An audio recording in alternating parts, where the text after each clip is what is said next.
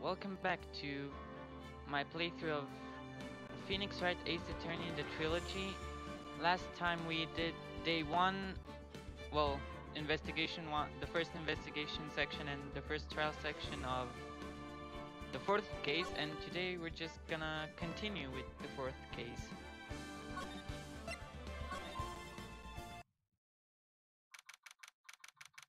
December 26th, Detention Center Visitors Room. Maya! Hey Nick, it's you! I'm glad Mr. Edgeworth made it through the day okay. It's a relief. Hey, why'd you do that anyway? I don't know. I just knew I had to do something. I know I'm not the lawyer my sister was. I'm sorry. Well, you did save the trial. Just behave from now on, okay? Oh, okay. Have you been questioned yet? No, not yet. Detective Gumshoe was here just now. He said, seeing as this is your first offense, we'll let you go after questioning. Whew. Oh, and he wanted me to get bail money ready. You can pay for me, okay? Huh? How much? I don't know. I guess they'll send you a bill or something. Why do I picture giant bales of money every time I hear the word bail? Any luck with Mia? None. I can't get through to her at all. I tried. I really did. I don't know what to do. I think I probably shouldn't have stopped my training. She sounds like she really did do her best. I should check and see if there are any waterfalls in the local area. I wonder if I'll ever see my sister again.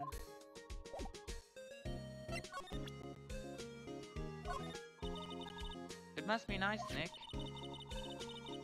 You can just say that to anyone and say, I'm a lawyer.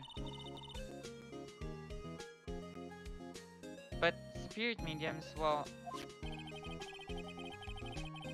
I don't know. With your clothes, I bet at least some people would recognize you. But these are medium in training clothes. I wonder if I'll ever be a proper medium. Sorry, I'm fresh out of ideas. Isn't that the enlarged photo Lotta was talking about? Uh-huh. Huh. It's nice and big, but you can't really see the faces any clearer, can you?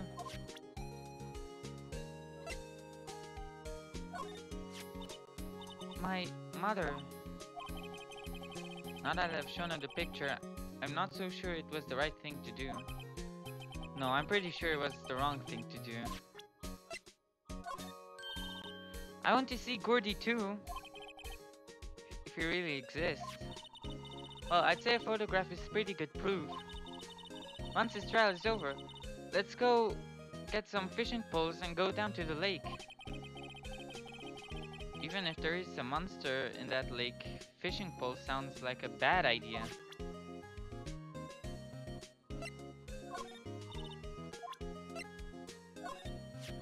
Whoops. So the markings on this bullet and the barrel of the pistol matched. I'm surprised you remember that. How could I forget after Von Kammerer did in so much? Hello, Gladdy. So, which one of these are the ballistic markings? I'm not really sure.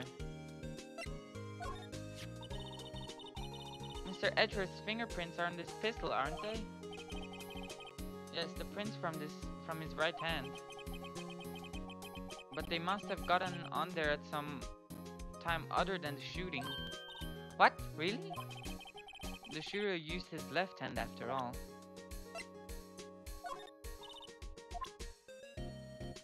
Why is Maya in the detention center? Well, basically she disturbed the trial, which saved us, but she's also in detention.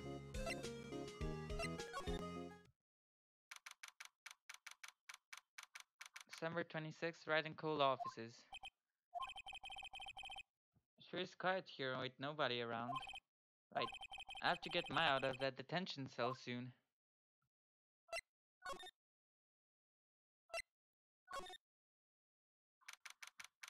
December 26th, Gourd Lake Park entrance. There are fewer than there were yesterday, but the cops are still around the park. I wonder if Detective Gumshoe is here today.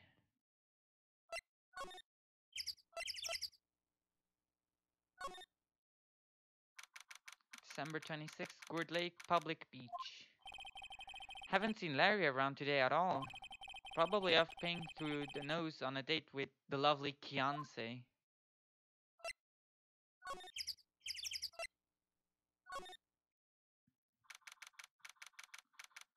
Gourd Lake Woods. Hey, Detective Gumshoe. Hey, pal. The trial today, Yes? What about the trial? Well, I was going to say good show, but it wasn't really all that. Though you did save Mr. Edgeworth, I guess. I just wasn't sure how to thank you, you know? Thanks. Detective Gumshoe? Any idea what strategy Von Karma is planning for tomorrow? It sounds like he's bringing in another witness. Another witness? Alright, he said something about that in the trial today. There were two witnesses. I was wondering who that other witness was. Who was it? Sorry, pal. As much as I'd like to, I'm not at liberty to divulge that information. Right. Alright, I wanted to ask you something about Edgeworth. What's up? Is he afraid of earthquakes? I never heard anything about that before. Mr. Edgeworth doesn't talk about himself too much, see? But there's one thing that's clear as day. Him hating crime the way he does. And him becoming a prosecutor. And him being scared of earthquakes.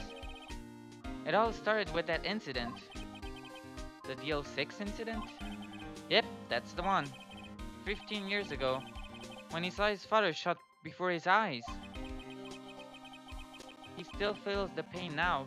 You can see it in his eyes. I wanted to talk to you about Maya Fey. Huh? She's not out on bail yet? That's strange. I told him to let her go as soon as they had their report written up. Man. I don't know what would have happened in that courtroom today if it weren't for her. Seeing her getting dragged out by the bailiff. I'll be honest with you, pal, I shed a tear or two. Mr. Edgeworth, he was so moved I saw his lip trembling. Really? Cold as ice Edgeworth? He was really grateful for what she did, you know. I'm going to head back to the station. I'll get the report on Maya and get her out of there as soon as I can. Thank you. Oh wait, I was wondering, how much is bail going to be? Don't worry about that. Mr. Edgeworth is posting the whole amount. What? Edgeworth? Didn't I tell you? He's grateful to her for what she did. Alright, pal. Well, don't forget to pick her up today. Maybe I can get Edgeworth to pay this month's rent, too.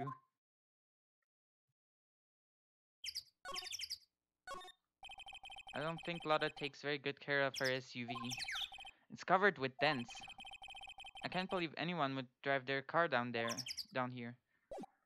Okay, so can I go pick Maya up real quick?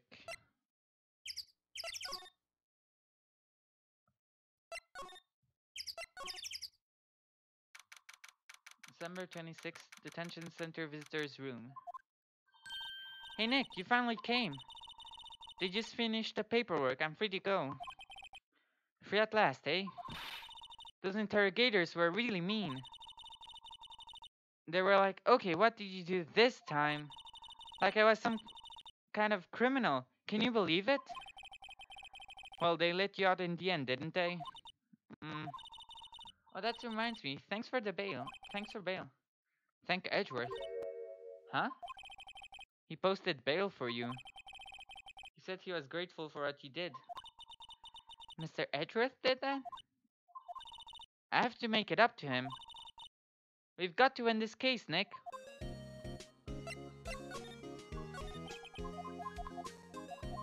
Actually, I don't. We can go with her. December 26th, Gourd Lake Park entrance. There aren't many cops around today, are there? They're probably back at the precinct working up the case against Edgeworth. Hmm. Hey, y'all. Hey, it's Lotta. You all really did it today. What did we do now? Nah, I'm not complaining. See, I did a little thinking, a little self-reflection, you might say. I realized that being a witness is a mighty big responsibility. But I just went up there and started blabbing any old thing that came to mind. Lotta. So you see, I want to make it up to y'all. Make it up? What did you think of the trial? To be honest, I was doing it half to say I'd been a witness. Even though I didn't really see anything. I kinda convinced myself I had though. I'm sorry, I know I caused y'all a lot of trouble. Well, memory is a tricky, vague little thing. Yeah, I sure know that now. I'll be fine next time I witness a murder. Right. You mean the first time you witness a murder? What about Gordy? Right. Well, the way I figure, the trial is only stoking the flames of Gordy fever. I'll get my exclusive photos and rocket to stardom. Alright, Lotta, you go, girl. I wish I could be an investigative photographer too. Finish your spirit medium training first. Lotta, what do you mean by making it up to us? Well, you see, actually I got a bit of information for you. What? That one Karma didn't want me to say nothing about it. What information? Now we're getting to the heart of it. See, I reckon we might be able to do ourselves a little exchange. Exchange? I thought it was to make it up to us? Right. I propose a little exchange to make it up to you. What? Information doesn't come cheap, my friend. Hey. I see you thinking, my, how unsophisticated these southern folks are. It's written all over your face. Let me tell you, most southerners are way more sophisticated than you. I'm just the exception, okay? Well, what'll it be? We gonna deal or not? What do we do, Nick? Sure, deal. Don't have any other leads, so I don't think we have a choice here. Okay, how much? Huh? You completely off your rocker? I may not be sophisticated, but I'm not trying to rob the poor. Huh? The only fair exchange for information is information. Listen good. What I need from you is information about Gordy. Whoa, Gordy? But Gordy doesn't... Gordy might not exist. Then bring me proof that he don't. I'll be keeping watch from the car, okay? You see something? Y'all come to me first, got it? Okay. Right, see y'all later. Okay, Nick, let's get hunting. Hunting? You don't seriously mean... Gordy? I sure do. What about Edgeworth? We're searching for Gordy for him, Nick. Don't you get it? Okay, and how exactly do we search for a make-believe monster? Maybe we can find a monster myth specialist?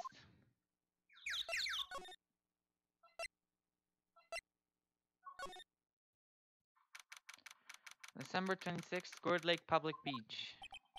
Well, what's that? The Steel Samurai, Nick! Yo, Maya! Larry, what the heck is that? Oh, it was my girl Kiance's idea. She was all, if you like, but this year, it would be like really cool. Dude, she gave it to me along with the banner. Wow, that's really impressive she could find those for you. Well, she knows a lot of people, and that show's finished now, so she got them for free. Right. Yo, Nick! What happened with Edgy? Well, we made it through the first day in court alright. I don't know how good our prospects are from here on, though. Huh. Hey Larry, did you know Mr. Edger's secret witness? He's terrified of earthquakes. He acts like a little boy. Huh? That's weird. I don't think he was ever like that in school. No? Really? Well, we were only in the same class for a little bit.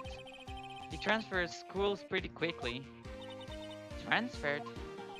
Right, when the DL6 incident happened. Doesn't look like Larry knows about it though. Hey Larry, when did you get that big thing? Huh? Oh, the big guy? I heard about that I've had that for about a month, yeah. It's a big hit with the kids. Why wasn't it there yesterday? Huh? Oh, right. The compressor was busted. Compressor? It's a little unit by my hot dog stand. That's what I used to put air in the Steel Samurai. It broke a little while ago, so I sent it in for repairs. Oh. And here I thought you'd inflated it by yourself.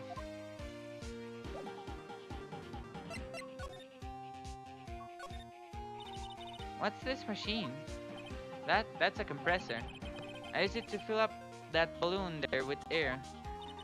Huh, neat. Just got it repaired yesterday. Man, what a drag that was. Doesn't that Steel Samurai look a little out of place? I mean, it's so huge. Guess it's good advertising. Something about this Steel Samurai just doesn't work for me. Huh? Really? It looks pretty well made to me. Still a novice, aren't you, Nick? Really? True connoisseurs like Cody and me don't fall for this kind of stuff. These Steel Samurai fans are obviously in a league of their own. Can't get over the samurai dogs. The original samurai dogs, no less. Hey man, whoever calls their products the original first wins. Why don't you add world famous to the sign? Hey, good idea! What have I done? Wow, Gerd Lake is really big. Yeah. Say Nick, why is it oh, we're already went through this.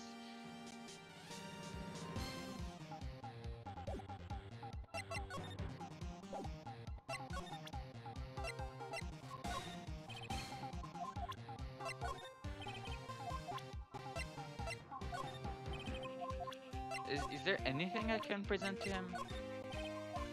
Maybe Gordy, yeah. That's the guy that's selling my dogs faster than I can cook him. Do you think Gordy really exists? Nah, I think somebody probably saw something else that they just thought was Gordy. Well, I'll keep selling samurai dogs until the truth's out.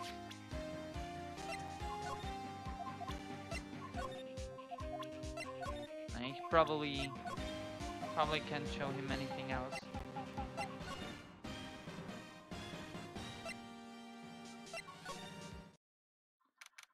December 28th, boat rental shop. Yo, hi Snarrow.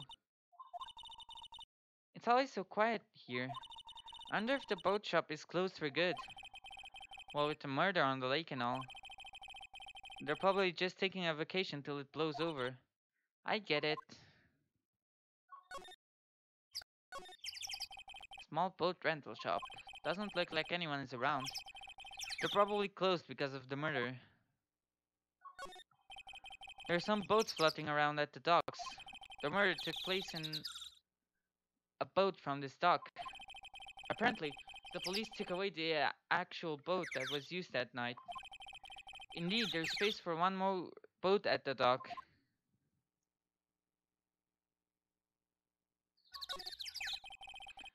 There's more Fura stuff that way. I doubt I'd find any helpful clues in there. Fair enough.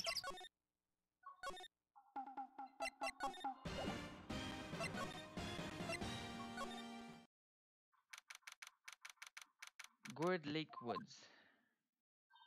Hey y'all! Well, y'all find anything about Gordy? No, nothing. Well, keep moving. It gets cold out here at nighttime. It is a little chilly. I think I have to sneeze.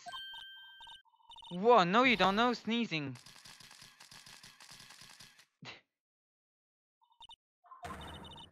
I told y'all, no sneezing. See, I set the camera to respond to things that a little softer than a bang. It triggered on one of Von Karma's finger snaps now. Oh, I'm sorry. Well, sorry's nice, but what about my film? Nick, pay the lady.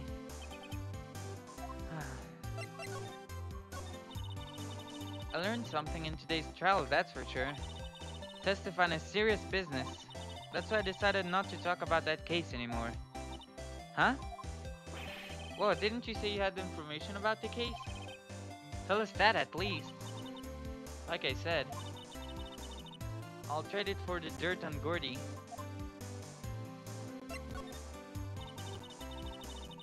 What are you going to do if Gordy doesn't exist? I'll quit being an investigative photographer. What? After all, I only have one photo to my name so far. Was it a good one? You bet. A UFO. Again with her UFOs. A UFO? Anyway, if I can get a career making photos this time around, then that's it. I'll quit and go back to school. Huh? So we are a university student? Yeah, well, I'm taking a break for a bit. Right.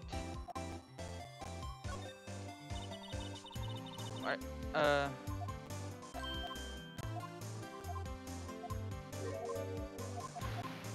Thankfully, you can just hold B. We don't get any check marks though.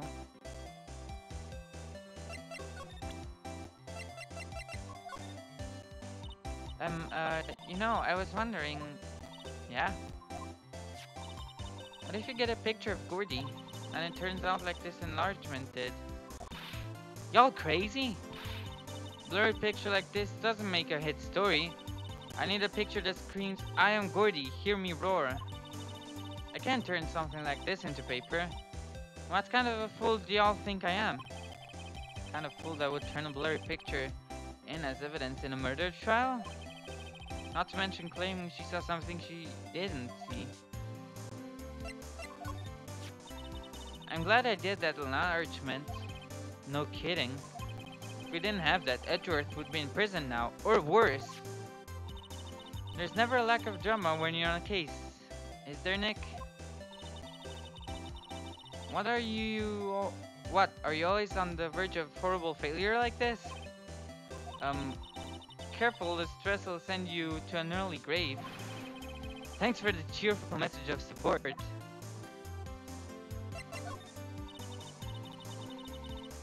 I gotta do what I gotta do to get me a picture of Gordy.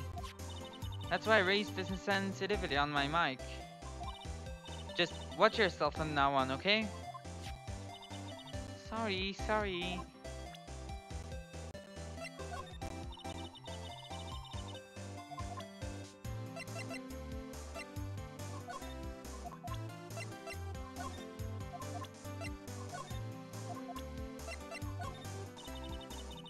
Okay, well.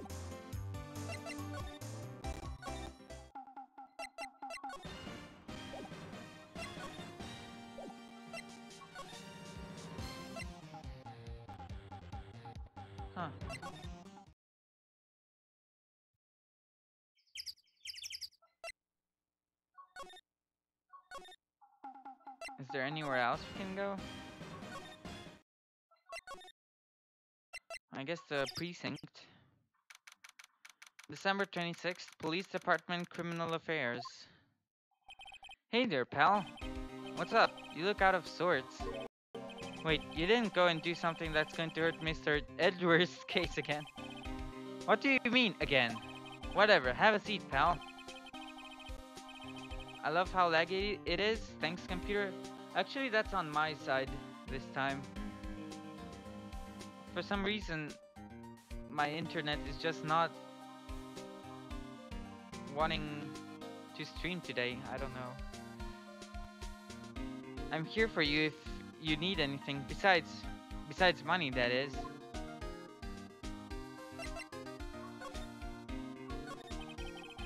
How is the investigation proceeding? It's not really. We have another coming up. We're supposed to talk to Mr. Edgeworth. We're supposed to talk about Mr. Edgeworth's motive. His motive? See, Mr. Edgeworth's father died in the DL6 incident. And the guy who got the loan suspect declared innocent was the victim in this case. Robert Hammond. They're saying that's why Mr. Edgeworth shot him. And Edgeworth never talks about his past.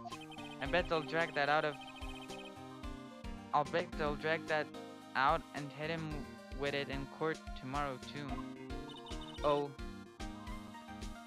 Poor Mr. Edgeworth. Gotta admit, it doesn't look good, pal. Say, Detective Gumshoe, do you know Gordy?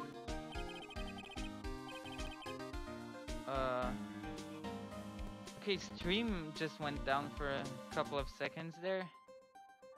That's epic. Maybe I can like...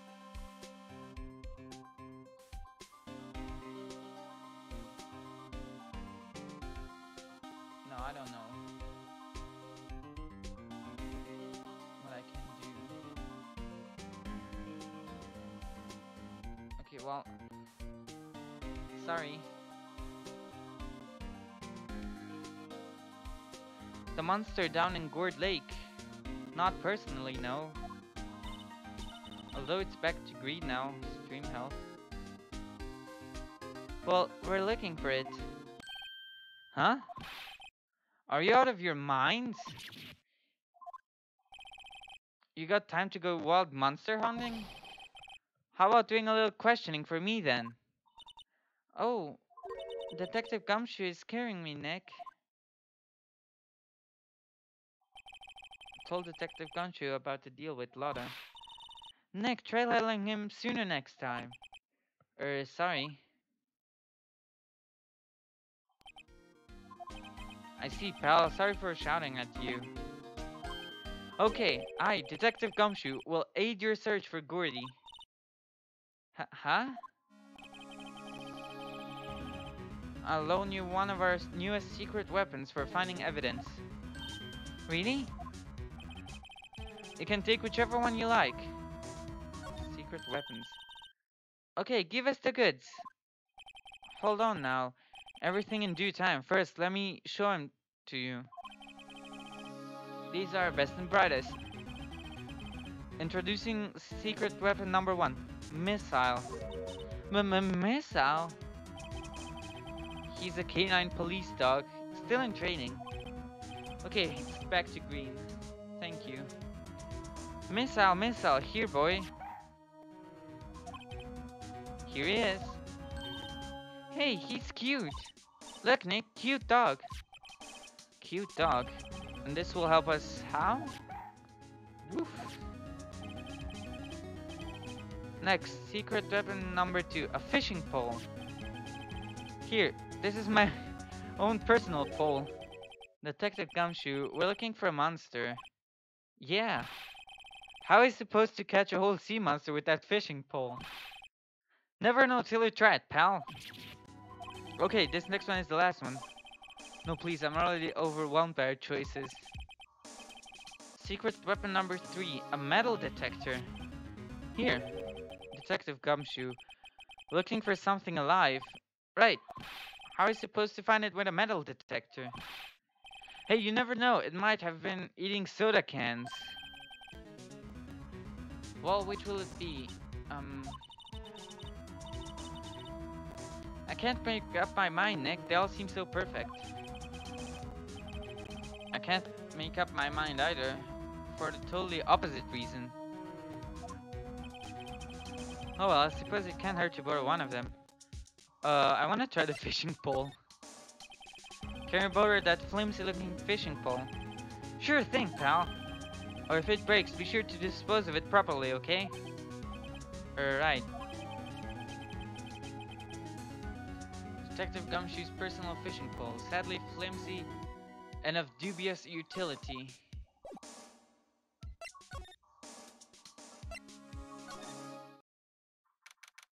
December 26th, Detention Center Visitor's Room.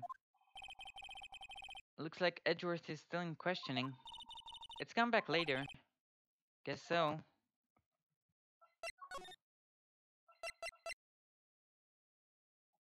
Oh, I wonder if you can go to Grossberg.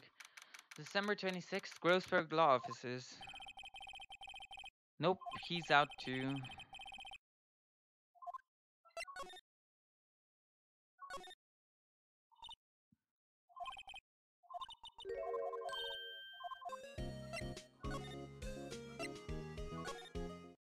Let's go fishing.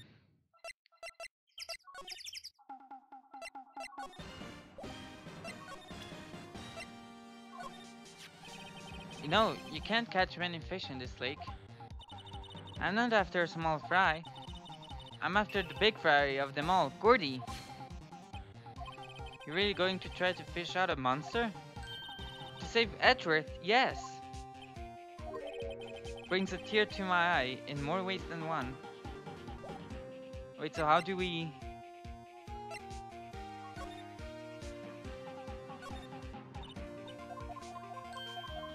Okay, maybe at the boat rental thing?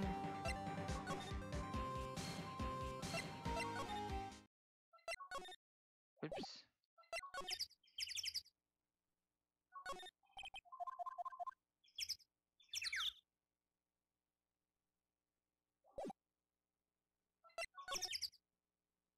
Wait, where do we fish?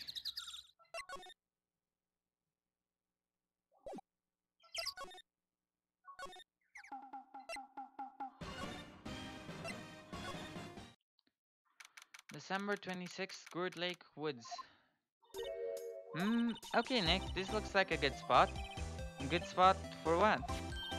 Time to do some fishing. She's serious.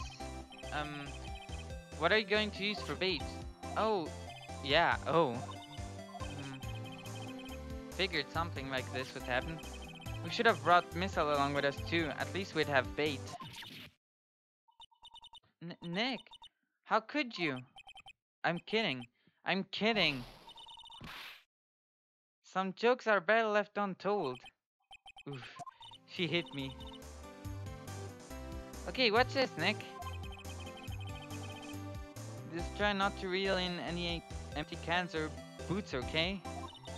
Here we go. Ack, my leg! Whoops. Hey, what are you doing? Sorry, Lotta. Don't tell me y'all are some film company's payroll. Nick, pay her. My poor, poor wallet.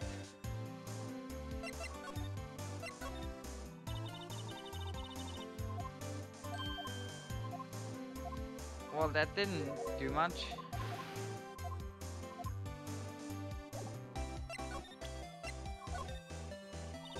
Lotta, wait. For catching Gordy. A fishing pole? Are you out of your doggone mind? Yes, I mean, yes, it's a fishing pole. Huh, I never thought of that. Good luck. Thanks. Don't believe it. Okay, so we can't actually fish, can we?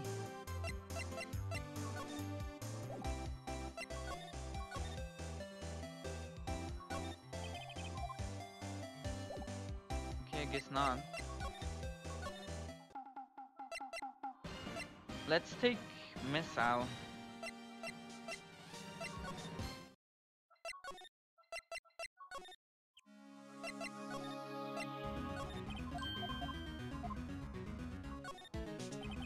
Can we borrow Missile?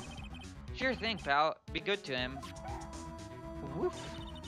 He's so cute. Oh boy. Canine unit missile borrowed from Detective Gumshoe. I like how he's just added to evidence.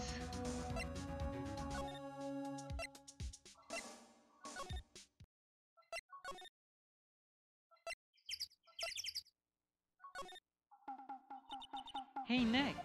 Hmm? Missile's been acting strangely. Missile, alright. That little creature of the detectives. Hey, I love little doggies. Good boy, good boy. Grrr. What's wrong, Missile?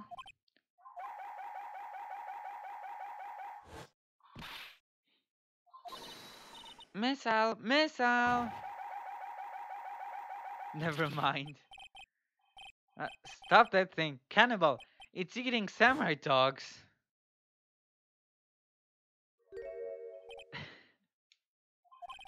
My samurai dogs. Wow, he ate every single one. I'm sorry, Larry. Sorry. Sorry, don't pay my bills, Nick. Ah ha ha ha. It's going to have to this time. Uh, hey, Larry. Look, it's Missile. Isn't he cute? Keep that mud away from me. What am I going to tell the big boss? There's a big boss in charge of your hot dog stand. Nick, maybe the stand is a front for the mafia money laundering scheme. Maya, I think you should probably try to look a little sorry about what happened. Oh, right. Heh, my poor dogs.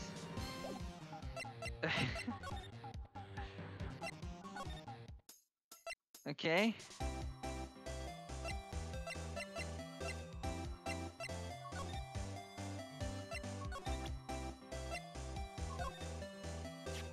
Hey, Lotta. Oh, cute. He yours? He's a canine police dog. His name's Missile. Huh. Canines are the ones they use to sniff for things, right? I wonder what Gordy smells like. Hmm. I hadn't thought about that. Huh.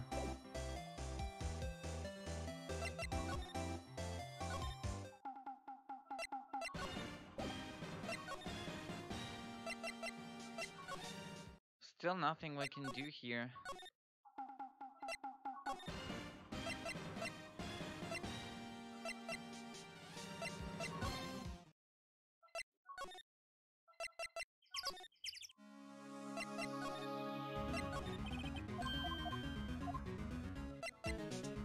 Okay, metal detector it is. Sure thing, pal. I'm not sure what we're going to find with this. Remember, you're hunting for a monster. Anything's possible. Anything. Makes a noise when metallic objects are near. A useful detection device.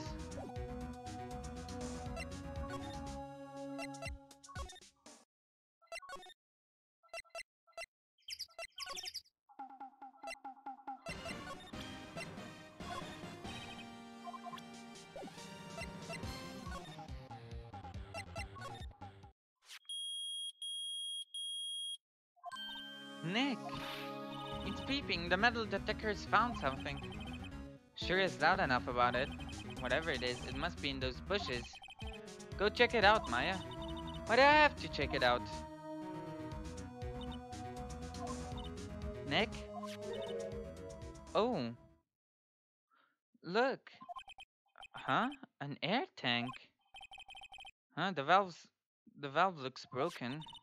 I thought it was Gordy. Maya, first of all, why would Gordy be in the bushes? And second of all, why would a metal detector react to a sea monster? Oh. Huh? There's something wrapped around this air tank. It looks like a string of flags. Well, we might as well take it with us now that we found it. It's heavy. Does he just put this stuff in his pocket? It looks like your mom. Uh, nice rose. An empty air tank. The valve is open and the banner of flags was wrapped around it. Oh, I think we can show this to Larry actually, with all those flags. Take this. What? An air tank? What about it?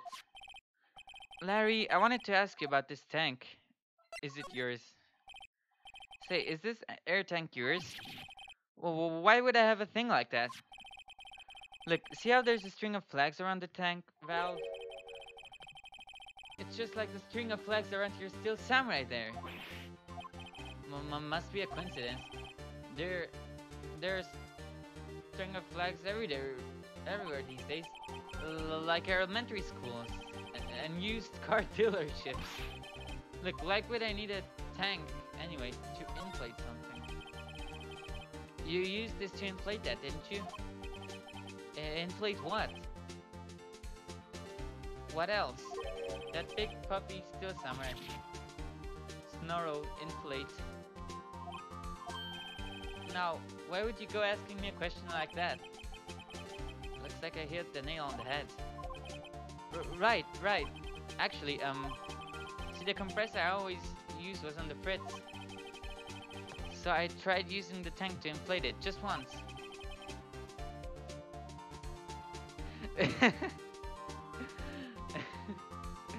And I wish it didn't go so well, as I suspected. It didn't go so well? That message is... I'm gonna... snipping tool that. Right. Or yeah, do you think it could be a little more specific? Come on. Looks like it's embarrassing, so I really don't want to talk about it. Sniping tool. Tell us. Fine, whatever. It's like what I said, the compressor was busted. So I took the tank and tried to fill up the samurai with that. And then, blam! The valve busted open and that made this incredible noise. And that tank there took off with like a rocket. And I took my poor deflated steel samurai with it. What? Off into Gourd Lake? It sure scared me out of my gourd, that's for sure. See, I tried... Okay, yeah.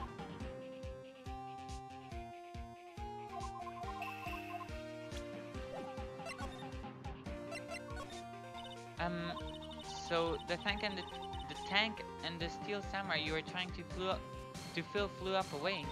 What happened next? Well, all that happened on the 20th or so. 20th? Or was this article from the 20th? Probably was. Wait, what does the article say? It doesn't say which date. Now as far as I could see, the tank went flying out into the lake. So I went out every night in a boat looking for it. I mean, Kianse gave me that steel samurai after all. And when did you find it? Just the night before last.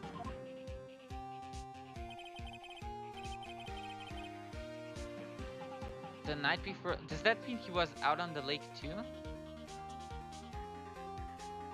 It flew way out there. Took me 4 whole days to find. It flew out there. It flew way out there. It took me 4 whole days to find it. The night before last was the night of the murder. Yeah, doesn't that mean he's also a witness? Sorry for not telling you, Nick. Actually, I was here on the night of the murder.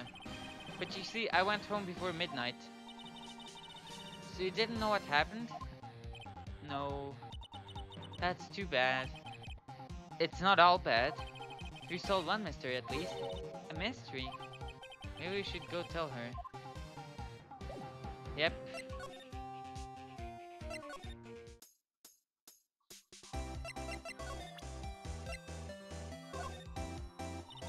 Yep, what? Oh, good. Well, Mr. Lar, I've got the info y'all need. Y'all got the scoop on Gordy for me yet? Gordy doesn't exist. Lotta, there is no such thing as Gordy. What? How can y'all be so sure? Really, Nick? Y'all got some proof Gordy don't exist? The proof that Gordy doesn't exist is here. Of course I have proof. No lawyer worth his badge would make a claim without the proof to back it up. Here's the proof that Gordy doesn't exist. Larry's air tank? What are y'all doing with an air tank? This is Gordy. Excuse me? What exactly are you saying, Nick? There's a stand near here, a hot dog stand.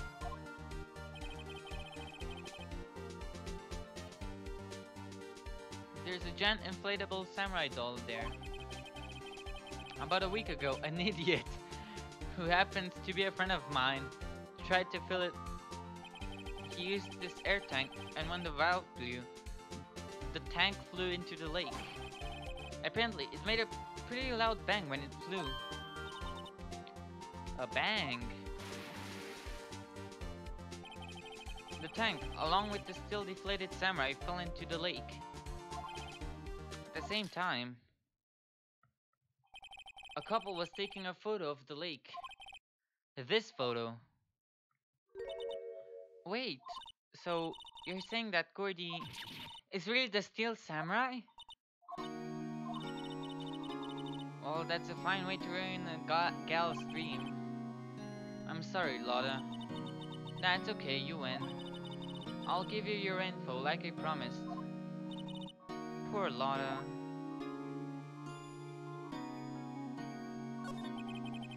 So tell us this information you have. A promise is a promise, I guess. I overheard the cops around here saying something about the witness tomorrow. They say he's the caretaker of the boat rental place up the path here. Boat rental? There's someone there? I mean, it looks so deserted. Just an old guy living all by himself. Y'all should go check it out. Thanks, Lotta. We will.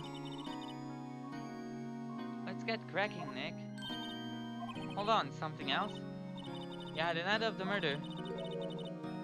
My camera clicked twice, you know? Wait, so you have another photo? Well, yeah, but there's nothing in it at all, just the lake. I figured it wouldn't be much use as evidence, so I kept it to myself. What might not be helpful at all, but here, take it. Shows an empty lake taken on the 12th, on the December 24th at 11:50 p.m. Bye now, y'all take care. Time for me to pack up and leave. Poor Lotta. It's all Larry's fault. The legend still lives on, I guess. The legend? Yeah, the legend of Larry, familiar to all who know him for any length of time. When something smells, it's usually the butts.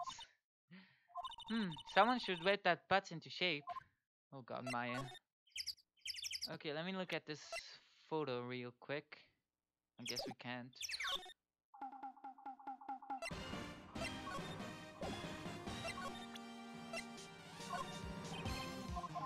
Okay, let's go to the boat rental shop then. December 26th, boat rental shop. Hey Nick, this is the boat shop that Lotta was talking about. You're right. Doesn't seem to be anyone around at all. Well, let's go check it out anyway.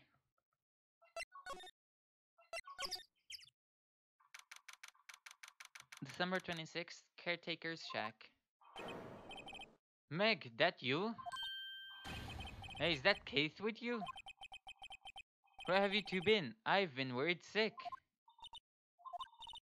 Nick, you handle this. I think I'll leave this one up to you, Maya. Meg, yes? Finally made up your mind, have you? My mind?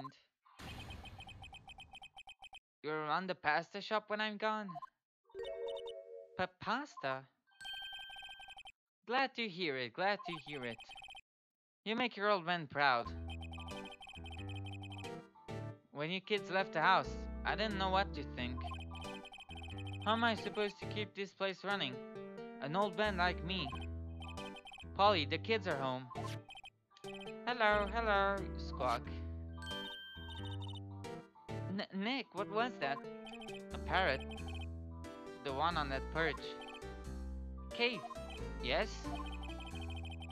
I leave the wet noodle in your capable hands, sonny. Nick, what's the wet noodle? Based on the available evidence, I'd say it's the name for his pasta shop.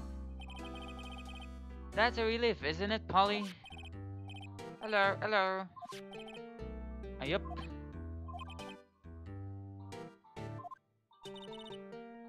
He fell asleep. I guess he's relieved.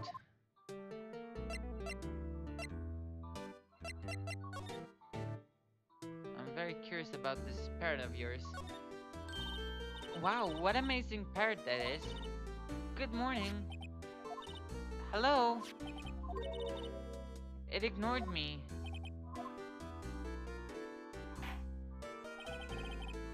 What? You forgot Meg? You gotta call her name first. Her name? Polly, how you been? Hello, hello. See? Neat. So the parrot's name is Polly. Oh, he's also been added to the court record. The erstwhile companion of the boat caretaker answers to the name Polly. Too bad all she can say is hello. Ha ha ha. Old Polly can say lots of things. You just need to know the secret words. The secret words? Polly, Polly, what's your name? Polly. Cute. Wes found a new friend. Wow, there's lots of various fish in Gourd Lake, aren't there? Something's funny, Nick. All these fish are saltwater fish. They are? Good observation, Maya. Look, a little safe. It's locked. Wow, he has a television in here too. This fishing pole looks expensive. Look, Nick. He has an electric blanket on his table. Looks warm. That's a great idea. We should do that at the office. Holy shit, a TV. Well, this game first came out in 2001. I guess it would be impressive back then, I don't know. We can sit down with our clients, snug and warm, and drink hot cocoa. Yeah, true. And what about murderers? Aw, you're a party pooper, Nick.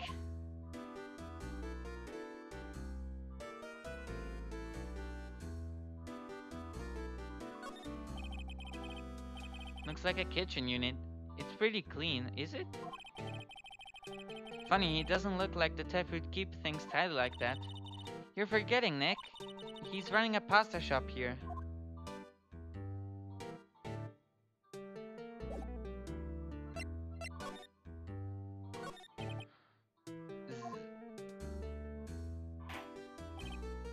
A pasta shop?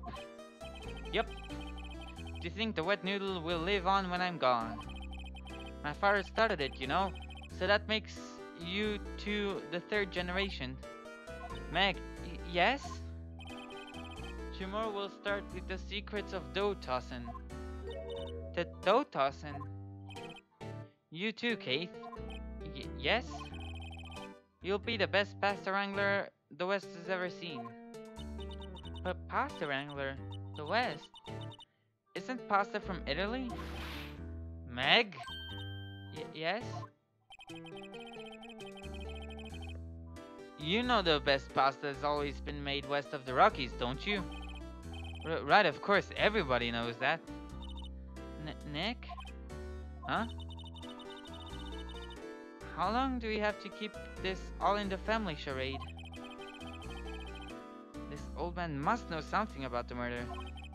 We're not leaving until we found out what it is, what that is.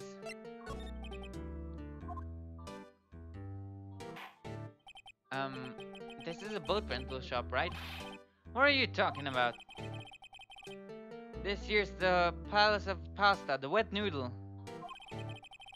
So now that you mention it, we have gotten many orders for spaghetti lately. All the kids come up and say, "Yo, dude, we want to ride in one of your boats." That's why I keep them boats out there. Youngster these days, darned if I understand them. I'm pretty confused myself. Nick, this isn't going anywhere. But this old man is the witness tomorrow, right? We've got to find some way of getting information out of him.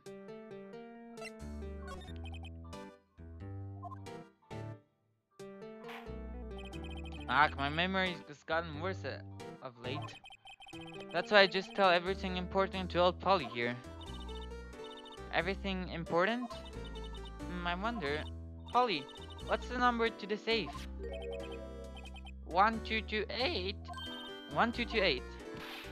Hey, Polly, watch it, will ya? See, Nick? All it takes is a little clever thinking. And a criminal mind. Quick, Nick, write that number down. Hey, don't get me involved in your heist schemes.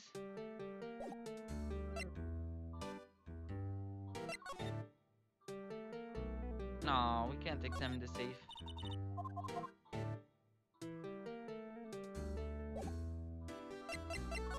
Well, let's present stuff to him.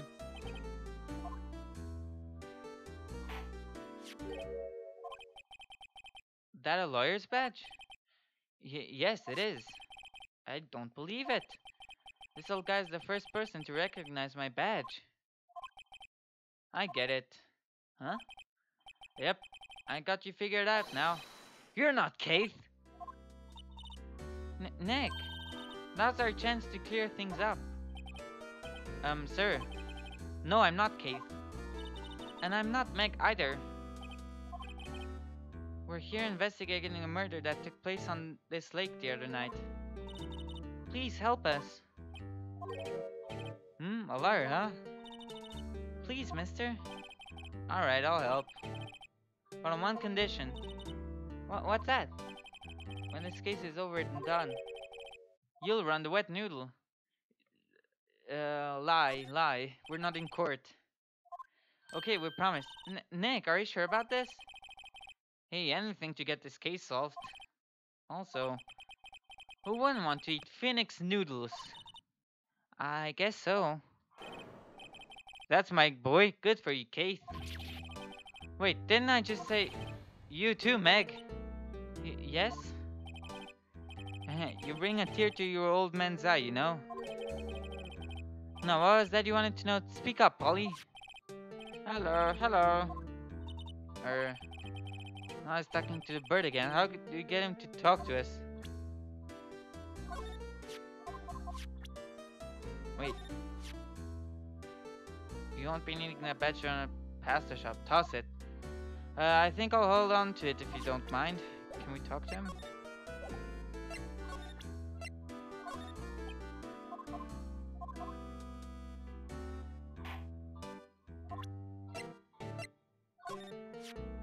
Yep, I seen this. You know something about this, sir? Keith. Yes? It's okay, you can call me Dad. Dad, you know something about this? Yep, the other night, out on the lake. Yes? I know all about that, I seen it. What? Tell us what you saw. Well, I suppose, since you're taking over the shop and all. I forget the time, but it was pretty dark outside. Probably night. Yep. It was after midnight, but okay. I heard this bang, so I looked outside. Then I heard another one. Bang!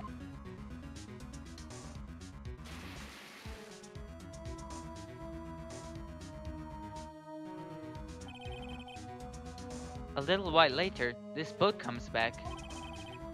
Then a young man walked by my window here. He was muttering something to himself, yep. What did he say? Yep, I forgot. I'll remember tomorrow by court time, promise. We need to earlier than that. You know what, eh? Little Terry was just here. Terry? Yep, that kid next door. You always used to make him cry, remember? Oof. He was wearing that tattered old coat, got himself some whiskers growing out of his face. He must be talking about Detective Gumshoe. He comes up and tells me to come down to court tomorrow. Really? Somehow I don't think we're going to get much useful information from this guy. Maya, maybe you should be leaving. I think you're right. Wait, I had one more question. Huh? Polly, have we forgotten something? Squawk? Don't forget DL6. Huh? What did you just say, Nick? One more time, Polly. Don't forget DL6. What? The DL6 incident? Hey, mister, I mean dad. This is getting weird. Who is this old guy?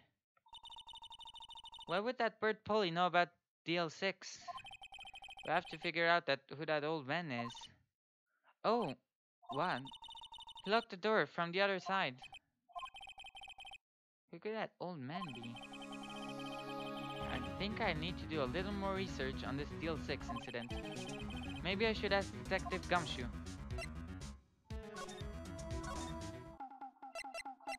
Hi Larry, bye Larry.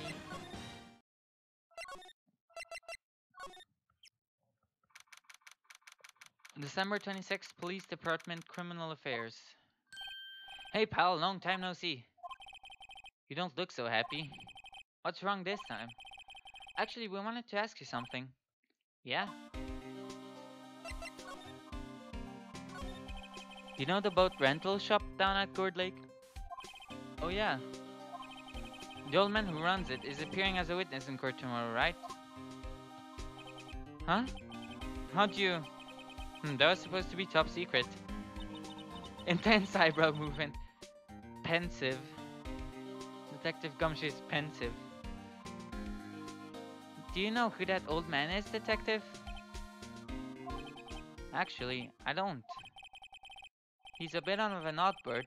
I haven't been able to get a straight answer out of him. I decided that he wasn't persuasive enough to stand and testify as a witness. That's why we called Mrs. Lotta Hart yesterday.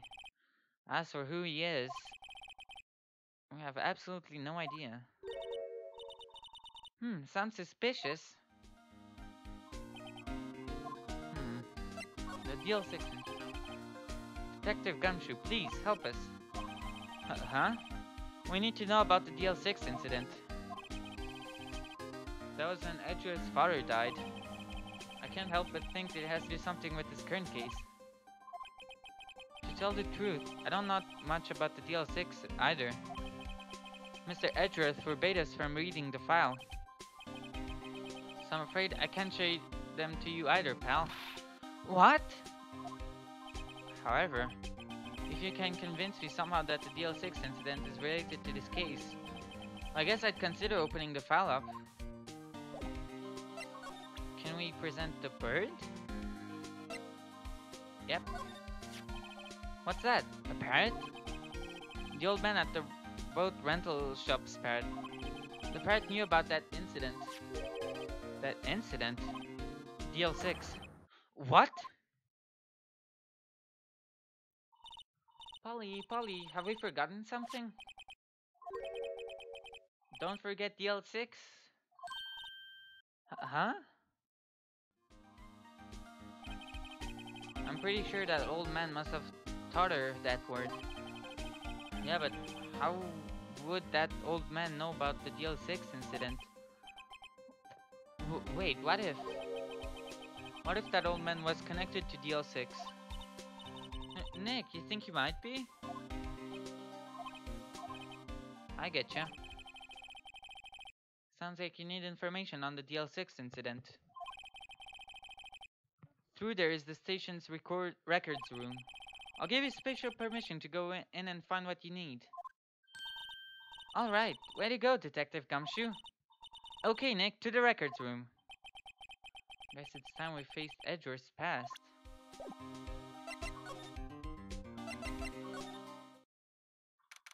December 26th, Police Department Records Room. Wow, it's amazingly dusting. 10 years of files and 10 years of dust, I guess. Let's find the DL6 stuff quickly. 15 years ago, both me and Edgeworth were 9 years old. We were almost through with 4th grade when he suddenly transferred. Because of DL6? Nick, I found out where the file is. Oh, thanks. Just let me know what you want to know about the DL6 incident. I'll go get the right file. The case summary, sure. Well, first, I have to get a handle on the main facts, like a summary. Right. Summary, found it. Here you go, December 28th, 2001. That's exactly 15 years ago from the day of the after... That's exactly 15 years ago from the day after tomorrow. So in 2 days, the case is closed. That incident took place in the elevator of the district courthouse.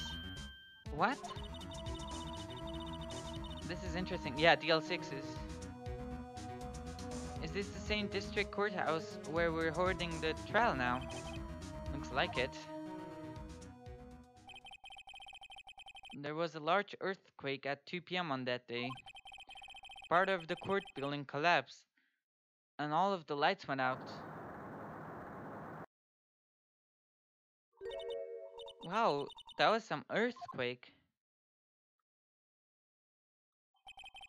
At the time, 3 people were trapped in the elevator. It took 5 hours for them to be rescued. 5 hours? That would be scary like that in the dark.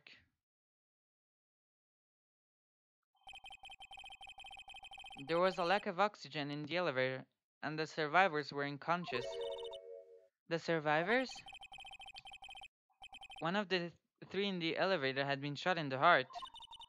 That was Mr. Edgeworth's father, wasn't it? He said that his father was shot before his very eyes. So Miles Edgeworth was one of the other passengers in that elevator. Do you have any data on the victim, Edgeworth's father? Yeah, hold on. Victim, here. Found it. Gregory Edgeworth, 35, defense attorney. If he were still alive, he'd be 50. He had lost that day's case in court and got in the elevator with his son, Miles. Miles? Miles Edgeworth, of course. So he was in the elevator with his father.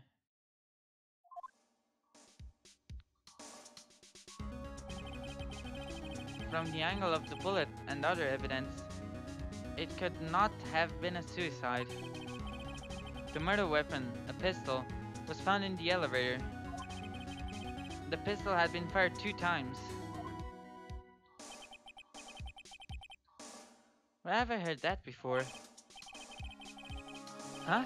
It sounds just like this current case. What's going on here? Got any data on the suspect in there? That would be the guy that my mom got arrested. Hold on, this is it.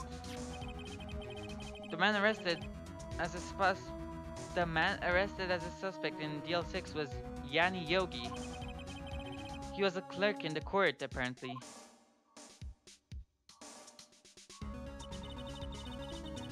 So he must have been the 3rd person in the elevator. Well, then he had to have done it. But he was found innocent, thanks to his defense lawyer, Robert Hammond. Hammond, the victim in our case. Right. The suspect, Mr. Yogi, was oxygen deprived so much that So much so, he had brain damage. He lost all memory of being in the elevator. After he was declared innocent, he disappeared. Where could Yanni have gone to, I wonder? He may be closer than we think. I think I've got a pretty good idea who this Yanni Yogi guy is. I guess I know generally what happened in DL6 now. I still don't know what sort of impact the whole thing had on Edgeworth. Yeah. Nick, are we going to take the whole file? There's too much. We'll never get it out. You're right. How about we just take what we think we'll need? DL6 case file. File on the DL6 incident.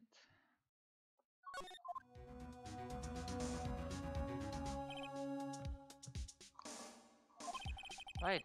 That's probably all we'll be able to find here. Now all that's left is the trial tomorrow. I wonder how Dad will do testifying in court. Okay, to be continued.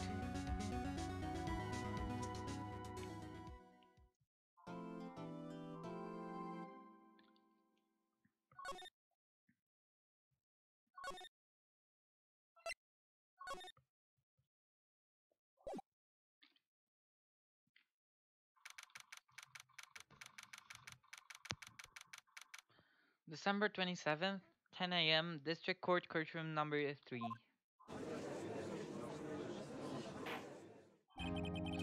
Court is now in session for the trial of Mr. Miles Edgeworth. The defense is ready, Your Honor. Very well, apparently the prosecution is also ready. Who is the judge here anyway? Mr. Von Karma, your opening statement. Very well, no opening statement, so... Not so fast, Judge. I was taking a meaningful pause before speaking. Right, of course. A prediction. Today's trial will end 3 minutes from now. Order, order. Mr. Von Karma, what is the meaning of your statement just now? Bah, must you question everything? It will be over in 3 minutes. We have no time to waste. I'll call my witness now. Right. I call my witness, my decisive witness, to the stand. It's that mysterious boat shop owner.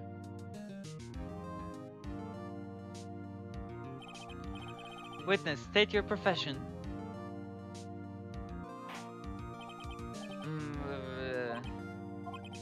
I'm the proprietor of the restaurant, the Wet Noodle at Gourd Lake.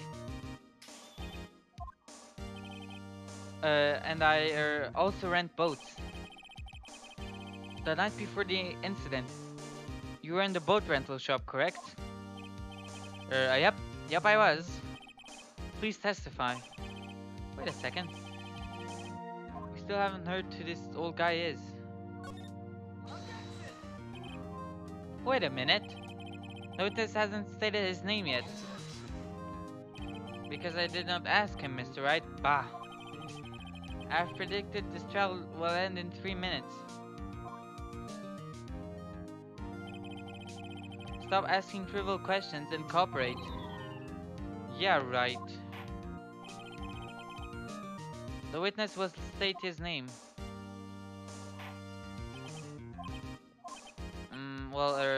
I'm not really sure, yup. What do you mean? My memory, Your Honor. The witness does not remember anything beyond the last several years. Ergo, he cannot recall his own name. He can't recall, you say? Yes, but the incident in question took place 3 days ago. He can testify. Very well, let's hear his testimony then, shall we, witness? The night of the murder. It was the night of the 24th, just after midnight. Yep. I was in the restaurant where I rent boats as usual. Then I heard a bang. Yep.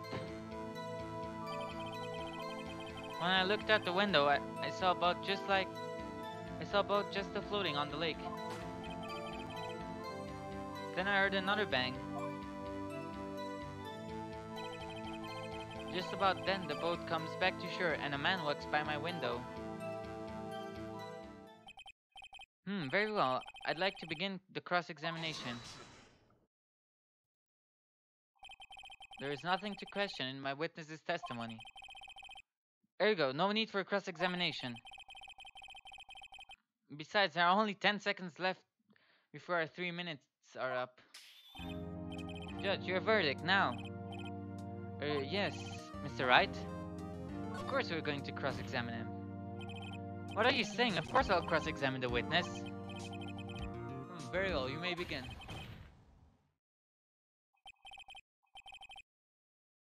Holy, excuse me, Mr. Von Karma?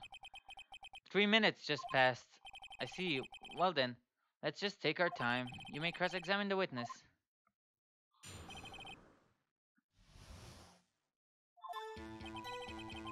It was the night of the 24th, just after midnight.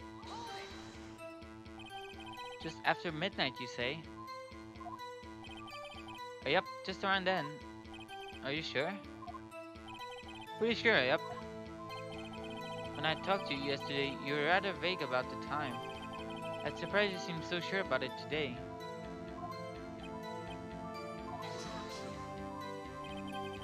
I asked him, and he remembered. Isn't that right?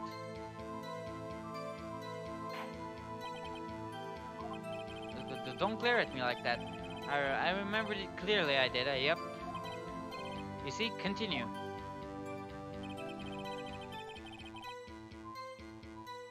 I was in the restaurant where I rent boats as usual. Is there anyone who can verify that? Well, I guess Polly could. That's not good enough for a court of law. Mr. Wright, exactly what's not good enough? Your Honor, this Polly is a parrot. Ah, the foreshadowing. Don't be so hard on the girl, Katie boy. Kate. The prosecution concedes that we cannot prove the witness was in the shop. Witness, please continue. Then I heard a loud bang. Then I heard a bang. Oh, yep. Whoops. And where did the bang seem to come from? From the lake, I figure. Are you certain? Yep. Good, continue. When I looked out the window, I saw a boat just floating on the lake.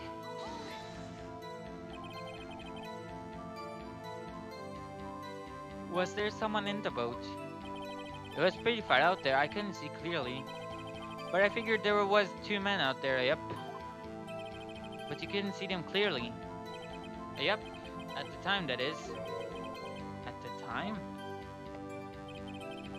Then I heard another bang. So you heard 2 gunshots total. Yep.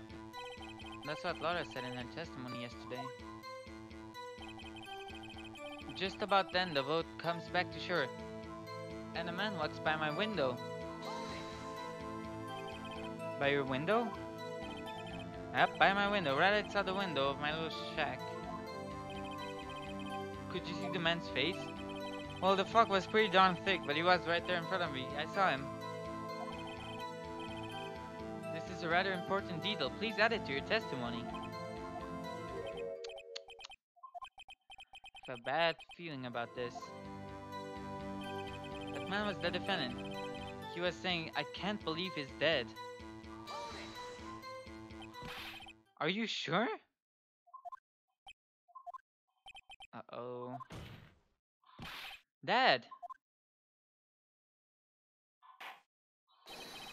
That's certain, Keith. He said, I can't believe he's dead, as he was walking by, too.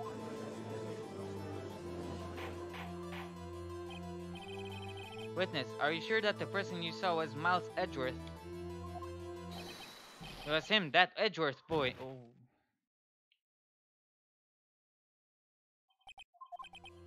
This sounds like decisive evidence indeed. I see no room for doubt. Karma. He lured me into cross-examining so he could set me up for a fall. Nick, I don't like the way things are going here. Everyone in the courtroom is glaring at us. I'd better act quick, or this trial is going to be over. Raise an objection. Your Honor, we proved in yesterday's trial that it could not have been Edgeworth who fired that gun. Mr. Wright, are you referring to the fingerprints from Edgeworth's right hand found on the gun?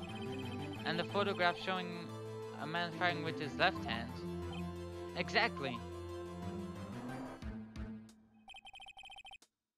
That is easily explainable. He could have wiped his prints after he fired. You are ignoring the truth of the matter here. Everything in this witness's testimony is true. The judge is lost in thoughts. What should I do? Always raise an objection. Your Honor, this witness claims that Edgeworth said, "I can't believe he's dead." But his word is all we have. If you are telling a lie... Okay, that's not the best objection. Mr. Wright, in a court of law, the evidence tells all. Apparently, you have read to realize even this basic fact. If you say his testimony is a lie, show us proof. Ugh. Nick, do we have evidence? It's no good. There's nothing I can do. Are you sure? To be honest, I don't know what to do anymore. Please. Can you hear me, sis? Please. We need your help. Nick needs you. 3 minutes was perhaps too have an expectation. However, 15 minutes isn't bad. This must be a new record. Enough. The witness may leave the stand.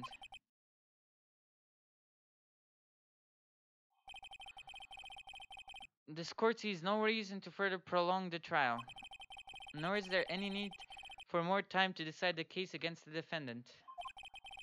This case is extremely clear. I see no room for misinterpretation of the facts. What? No! This court finds the defendant, Mr. Miles Edgeworth, guilty. The accused will surrender to the court immediately. To be held pending trial.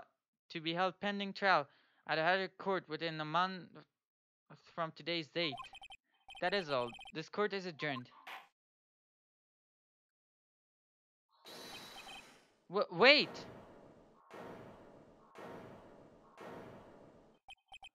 Who was that just now? Me! What? Larry! What are you doing here? Listen, you gotta listen to me. I was there in the park the night of the murder. I went back to get food, sorry. Okay. Well, we got a guilty verdict, but then Larry showed up. So I guess thank you, Larry. Thank you. I wasn't sure about it until just yesterday. But today I remembered it. Remember what? The gunshot. I heard it too. Yes, Larry, yes. Order. What is the meaning of this? The verdict has been decided. I call for adjournment. One moment, Mr. Von Karma. So you say you heard a gunshot? Yeah, I did. A gunshot that night. I was sitting here in the house and listening to the testimony. Then I realized something was different from what I remembered. Anyhow, I can't just sit here and let you all call Edgy a murderer. It's just not right. I'll testify. Let me testify.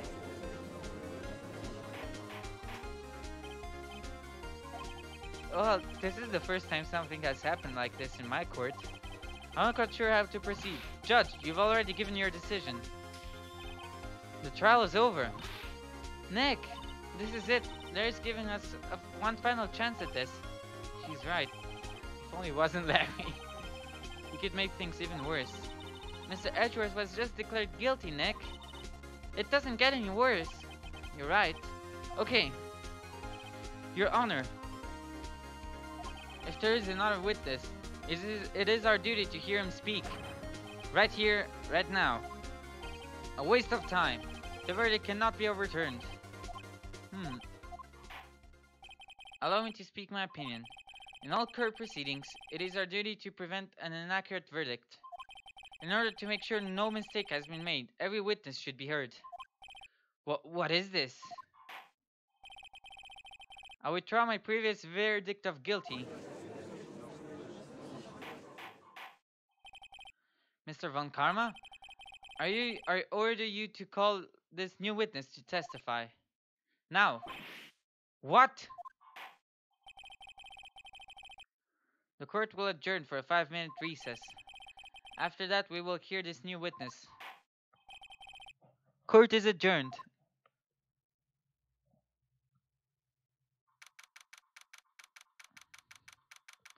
December 27th, 10:28 a.m. District Court Defendant Lobby Number 2. That was too close. It's like you keep me on the edge of your seat like that, Edgeworth. I've seen worse. Yeah, right, Edgeworth. You're sweating bullets. I just wonder what Larry plans to say in there. Larry was at the lake that night? Yes. He said he went looking for the steel samurai balloon that flew into the lake. Oh, right. And he found the balloon and the air tank that night. Yeah. Hey, Edgeworth. Huh? You say something, right? Yeah, a lot of things. You seem out of it. What's wrong? It's nothing. Huh? Mr. Edgeworth, there's something I've been meaning to ask you. What's that? Why are your fingerprints on the murder weapon? Oh.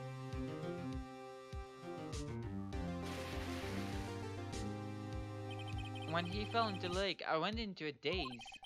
I couldn't understand what had happened. I couldn't think straight. Then I saw the pistol lying on the floor of the boat in front of me. I picked it up without thinking. I didn't have a reason, really. I see. Right. Yeah? This might be our chance. Our chance? Von Karma has only ever run perfect trials. Perfect trials? Perfectly prepared witnesses? Perfectly complete evidence? That's the secret to his success. This is the first time he's ever had to deal with something unexpected. He has to let someone he hasn't even talked to testify before the court. And that someone is Larry. What are you getting at? It's likely his testimony will be full of holes, right? That's right, Nick. No 10-minute trial this time. We'll milk this one for all it's worth. Hey, what's 15 minutes? 15! Everything's on Larry now.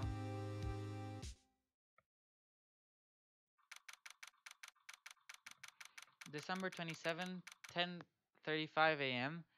District Court Courtroom Number 3. Court is now back in session. Witness, please testify to the court about everything that you saw on the night of December 24th. Right, leave it to me. Please, Larry, don't mess this one up. I had to admit it, but you're our last chance. Karma didn't even have time to prep his witness.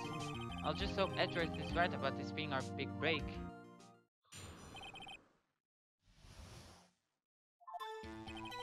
That night, I was out in a boat on the lake. I was looking for something and I found it. So I quietly slicked the boat back in at the rental shop dock. Then, just as I was thinking about going home, I heard this bang! I looked out over the lake, but I didn't see a boat. So after I heard that single gunshot, I went home.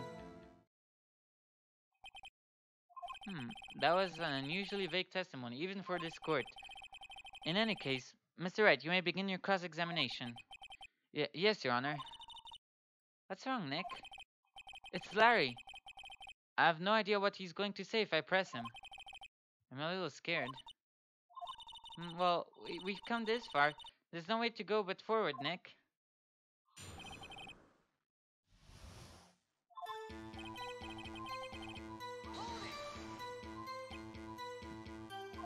Something wrong, Mr. Wright?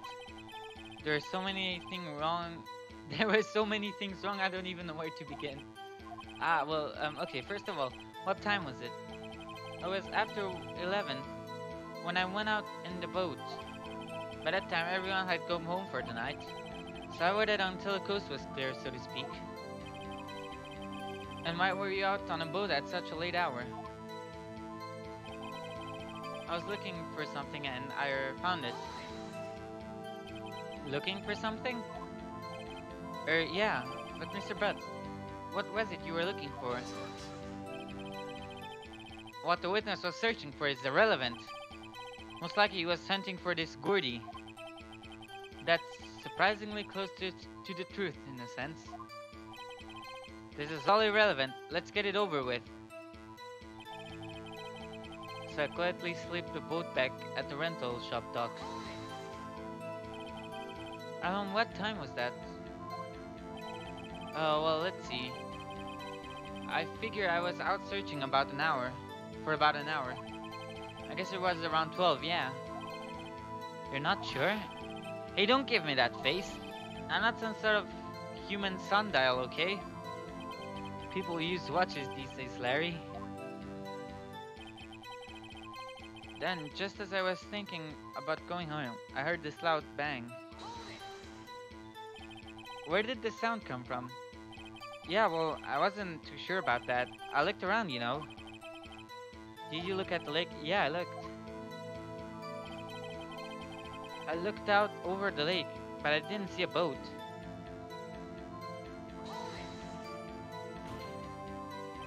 Wasn't there a boat on the lake? Order, order. Well, Mr. Butts.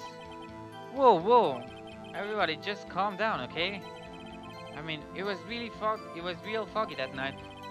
I'm not sure whether there was a boat out there or not. Oh, okay, no problem. That's just the most important part of this case. Hmm. After I heard that single gunshot.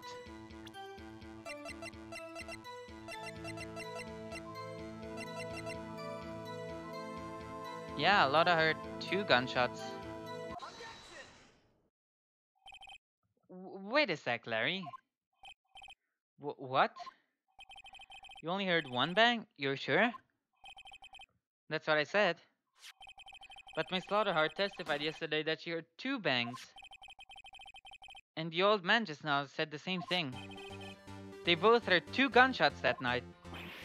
Huh? Were you even listening? Were you paying attention at all to what they said? Yo, Nick, please. Huh? You know, something's been bothering me. I'm a witness, see? I'm like a customer here.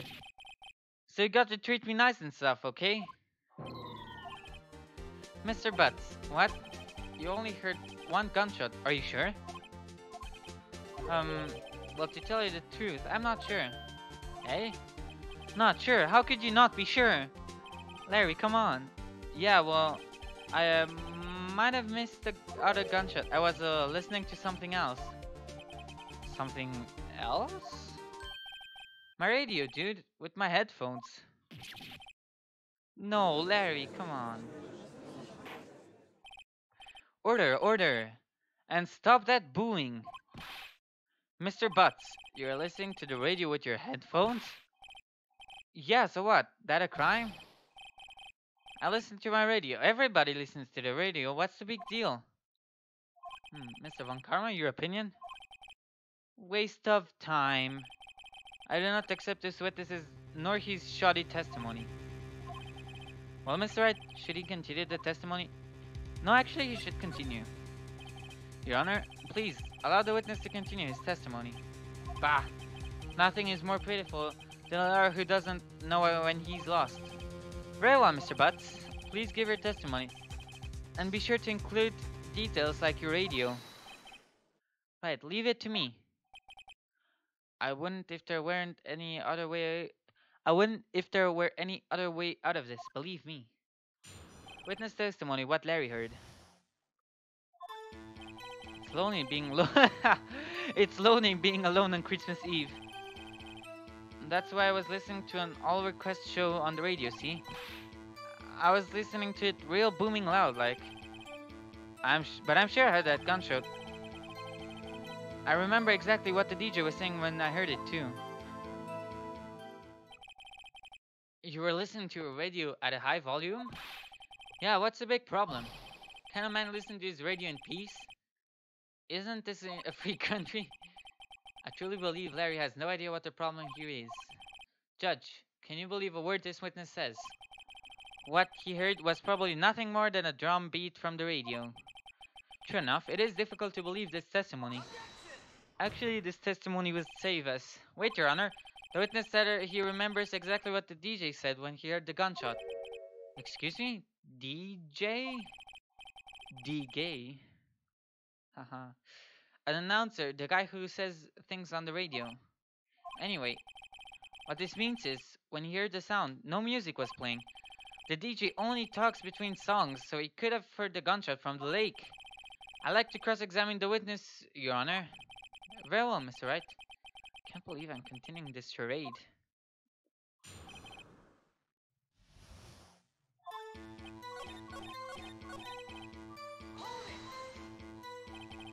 What did she say?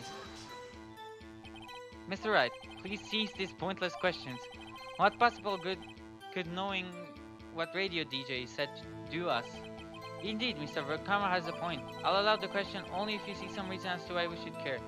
We should care. We should care, Your Honor. Of course we should. Why? Well, how do you know if you don't ask, hmm? Fine, very well. Mr. Butts, please testify to the court.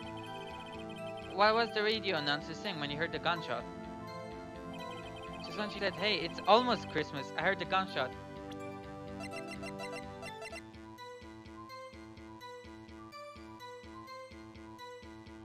Well, excuse me, but...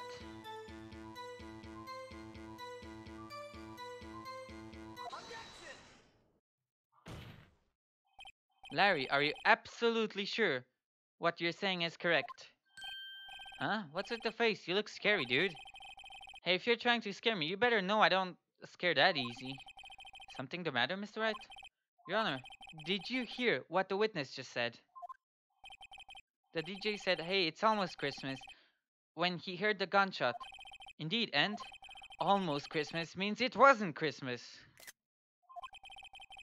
Do you realize what this means? When he heard the gunshot, it was still Christmas Eve. That would seem to be the case, yes? But he should have heard that gunshot after midnight. This photograph is irrefutable proof of this fact. Let's see what the time was on the photo taken when the gun triggered Mrs. Hart's camera. December 25th, quarter past midnight, 15 minutes after midnight on Christmas Day. This is a clear contradiction, Your Honor. Order, order. What does this mean? The two prior witnesses heard gunshots after midnight. However, this witness says he heard the gunshot before midnight. Judge, the answer is simple. The current witness is plainly mistaken. Just look at him, suspicious. What? Well, Mr. Wright, what do you think about Mr. Butts' claim he heard the gunshot before midnight? Larry's absolutely right. Larry's not mistaken, Your Honor. He heard that gunshot before midnight. Intriguing. I'm assuming you have evidence for this wild claim? Show me evidence there was a gunshot before midnight. Fired 3 times, yes. This is my evidence. The murder weapon? Something about this pistol was bothering me, Your Honor. Both of the witnesses who testified yesterday had 2 gunshots. However, the murder weapon was fired 3 times. When then was the last shot fired? Only now have I realized the truth. The 3rd shot was the shot Larry heard just before midnight. Order, order. I guess that would make sense out of yesterday's testimonies. But sorry about that. But you waste your time again with your empty statements. Yes, the pistol was fired 3 times. Back over here. But do you have any proof that it was fired before midnight? Do you have proof that the witness didn't just think he heard something? Indeed, do we have proof? Oh yeah, we do have proof. Well, Mr. Wright, there's no turning back now. Do you have evidence that proves there was a gunshot before midnight? Do you have evidence that proves Mr. Butts wasn't just hearing things? We do. Where's the second photo of Laura? Second lake photo shows an empty lake. Yeah, this one. It's okay, everyone, do call. Look at this photograph. This was taken by a witness yesterday, Miss Lotta Hart, with her automatic camera. The timestamp on the photo reads December 24th, 11:50 p.m. Oh yeah? But there's nothing on the lake in this picture. Your Honor, the real issue here is not why nothing is shown in this photograph. It is why this photograph exists at all! What do you mean? Your Honor, this photograph was taken by an automatic camera. The camera was set to go off in response to loud noises. Aha! Correct. There was a loud noise on the lake at 11:50 p.m. That is why this photograph was taken. In other words, there was a gunshot at the time that Larry claims. Order, order, order. That would make sense of the evidence we've seen so far. However, this leaves me wondering exactly what did happen that night on the lake. Exactly. If this is true, there would be 2 sets of gunshots, separated by 25 minutes. One at 11:50, another at 15 minutes after midnight. Why, I ask you, why? Oh, I'd better think of something quick. Wait a second. Gunshots separated by 25 minutes. What's wrong, Nick? I have it. Huh? Remember the case with the steel samurai? Huh? Yeah, of course I remember. The murderer in this case has the same idea. The murderer in this case had the same idea as the murderer in that case. What do you mean? Maya? Yes? If we don't figure this out now, we'll never overturn Edgeworth's guilty verdict. Got a hunch, but I'm going to run with it. Right, I mean, is this safe? Safe, we have already gotten a guilty verdict. We have nothing to lose. You just watch and let me know if I say anything that sounds fishy, okay? Right, Nick? Your Honor, yes, Mr. Wright? The testimony just now has cleared up the entire case. What do you mean, Mr. Wright? So, you finally realized the truth. There can be no other murderer here than Miles Edgeworth himself. Wrong, Von Karma. A man was shot that night, but it wasn't Edgeworth who did the shooting. Listen, rookie. Take a deep breath and consider the facts. At the time of the murder, one boat was on that lake. This was shown by the witness's photograph.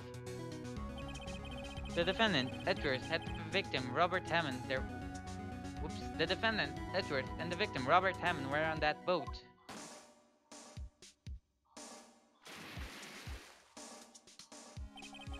There was a gunshot fired on that boat, and Robert Hammond fell into the lake. The distance of the shooting was 1 meter. It couldn't have been suicide. Well, the guilty party has to be the other man on that boat. I admit, it is hard to imagine any other possibilities. Yes. But this assumes that the victim was shot at 15 minutes after midnight. What do you mean by that, Mr. Wright?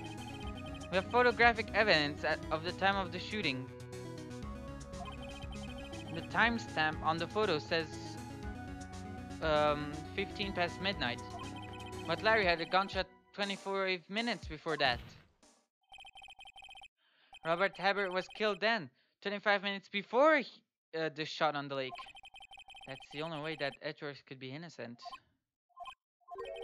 Mr. Wright, are you quite mad? Explain who the two men on the boat are.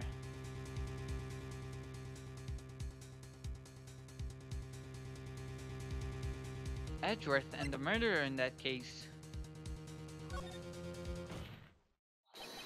Of course, it was Edgeworth and the murderer.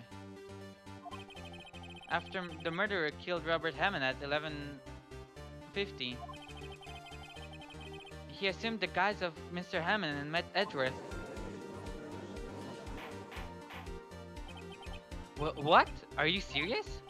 Yes, Edgeworth won't tell us why he went to the lake that night. However, I have a hunch. That night, Robert Hammond called Edgeworth to the lake.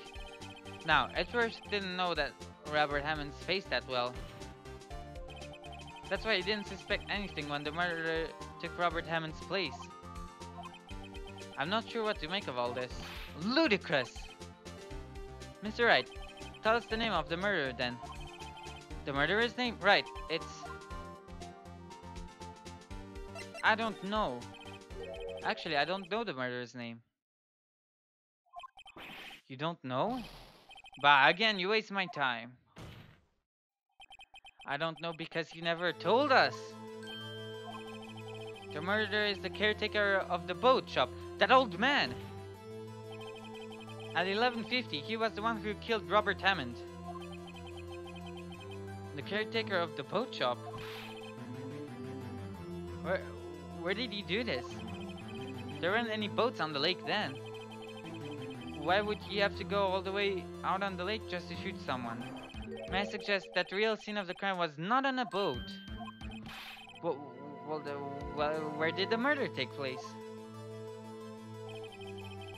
Show the judge where the murder really took place.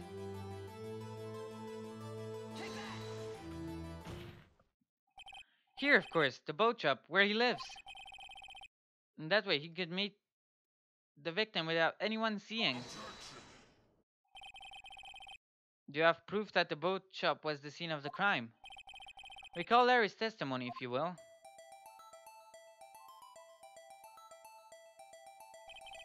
That night he was out on the lake in a boat, searching for something. He finds it and returns the boat. Then, just as he's starting to head home, he hears a gunshot. He heard a gunshot, Your Honor, even though he was wearing headphones at the time. In other words, the gunshot was very, very close by. And where would that be if he had just returned the boat? The boat shop! Mr. Wright, what happened that night on Gourd Lake? Please tell the court from the beginning. Yes, Your Honor.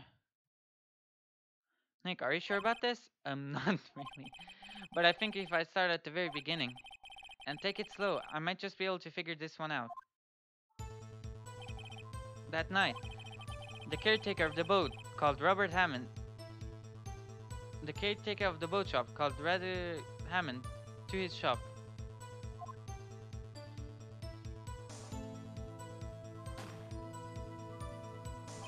This was around 11:50. That was when the gunshot that Larry heard was fired. After that, the caretaker put on Robert Hammond's coat. He became Robert Hammond. Then he got in the boat with Edgeworth and went out into the middle of the lake. Then, who fired a pistol on the boat, Mr. Wright? Yeah, this does make sense. The boat caretaker. Of course, it was the murderer who shot the pistol. He shot twice. Both missed Edgeworth on purpose. Wait a minute. Yes? Why would he shoot twice if he didn't mean to hit anyone? Details. Know this, Mr. Wright. The moment you run out of explanations is the moment you lose.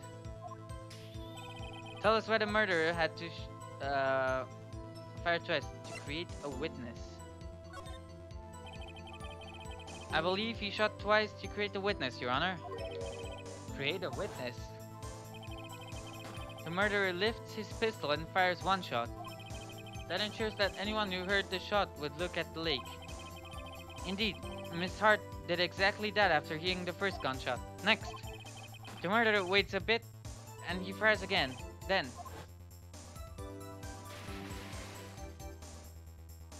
the murderer jumps from the boat himself, leaving the pistol in the boat behind him.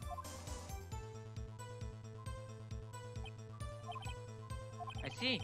To someone looking from the edge of the lake, it would appear that one of the men on the boat had shot the other.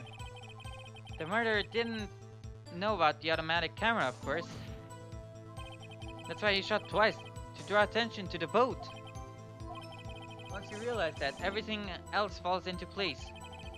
The boat shop caretaker swam back to his shop.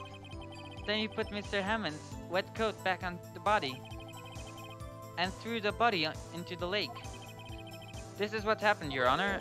These are the events that transpired that night on the Word Lake.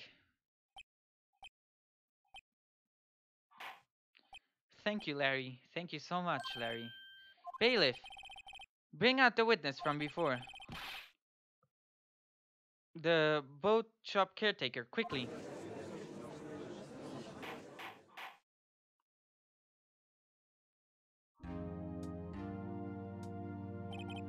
Very well, while we are waiting for the caretaker, I would like to ask the defendant, Miss Miles Edgeworth, a few questions. Mr. Edgeworth, please take the stand. Mr. Edgeworth, you heard what the defense has said? Yes, well, why did you go to the lake that night? What Wright had said it was mostly correct. Astonishingly so, actually. Yes, several days ago I received a letter. This letter was signed Robert Hammond. He asked me to come to the boat shop by the lake at midnight on Christmas Eve. He said he had something very important to discuss with me. Something important? I'm sorry, I can't say what it was. Your Honor, sir. Bailiff, we're conducting a trial here. I ask that you remain quiet. The witness has disappeared. He isn't at the boat shop either. What? What should I do? Find him quickly. We cannot allow him to get away.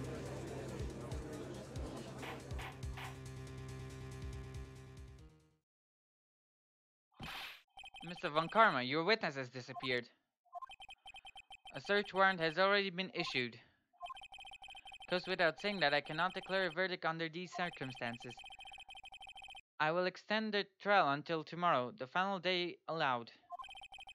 I request that the police department utilize all its forces to find that witness. Am I understood? One more thing. Just who is that boat shop caretaker? I think his identity has become very important to this trial. I want him, and I want to know who he is. Very well, court is adjourned.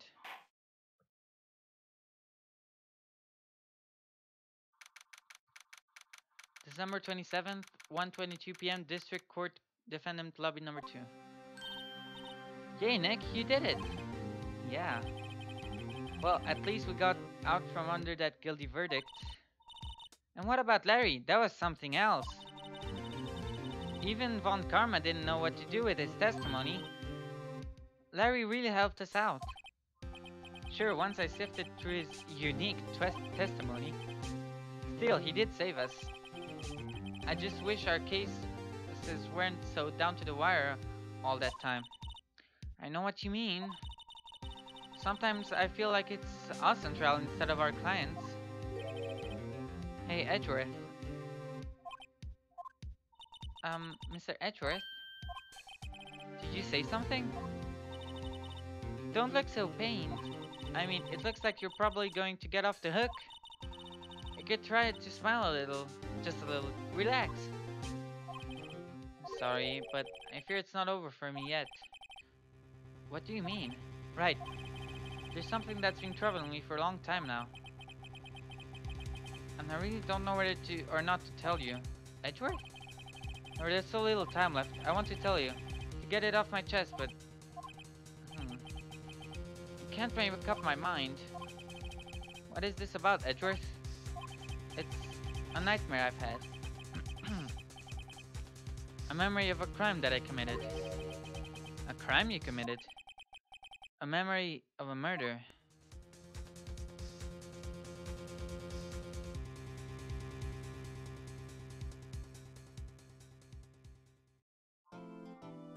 Well, unfortunately, we're not gonna know what that murder is until tomorrow. Thank you all for stopping by. I hope you enjoyed. And uh, I'm sorry to leave you on this cliffhanger, but see you tomorrow.